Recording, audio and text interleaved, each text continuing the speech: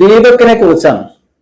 വ്യാജ ആരോപണങ്ങൾ ഉന്നയിച്ച് ഒരു വീഡിയോ ക്രിയേറ്റ് ചെയ്ത് ആ വീഡിയോ വൈറലാക്കി ആരോപണ വിധേയനായ ചെറുപ്പക്കാരൻ അതിൽ മനം നൊന്ത് ആത്മഹത്യ ചെയ്ത് മണിക്കൂറുകൾ കഴിഞ്ഞിട്ടും ആ വീഡിയോ പോസ്റ്റ് ചെയ്ത യുവതിക്കെതിരെ എന്തുകൊണ്ട് കേസെടുക്കുന്നില്ല, അവരെ എന്തുകൊണ്ട് അറസ്റ്റ് ചെയ്യുന്നില്ല എന്നുള്ളതാണ് സാധാരണ ജനങ്ങളുടെ നിഷ്കളങ്കമായ ചോദ്യം. കഴിഞ്ഞ ദിവസമാണ് കോഴിക്കോട് സ്വദേശിയായ ദീപക് എന്ന യുവാവ് പയ്യന്നൂരിലെ തന്റെ ജോലിസ്ഥലത്തേക്കുള്ള യാത്രയിൽ ബസ്സിൽ വെച്ച് സെക്ഷൽ ഹരാസ്മെന്റ് നടത്തിയെന്ന് പറഞ്ഞ ഒരു യുവതി വീഡിയോ എടുക്കുകയും ആ വീഡിയോ സോഷ്യൽ മീഡിയയിൽ പോസ്റ്റ് ചെയ്യുകയും ചെയ്തത്.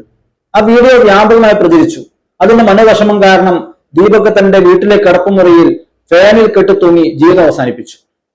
5 വർഷം ജനപ്രതിനിധിയായി സേവനമനുഷ്ഠിച്ച കൺസൾട്ടന്റ് സൈക്കോളജിസ്റ്റ് എന്ന് സ്വയം പരിചയപ്പെടുത്തുന്ന ഒരു സ്ത്രീയിൽ നിന്നും കുറച്ചുകൂടി ഉത്തരവാദിത്തപൂർണമായ സമീപനമായിരുന്നു സമൂഹം പ്രതീക്ഷിച്ചത്.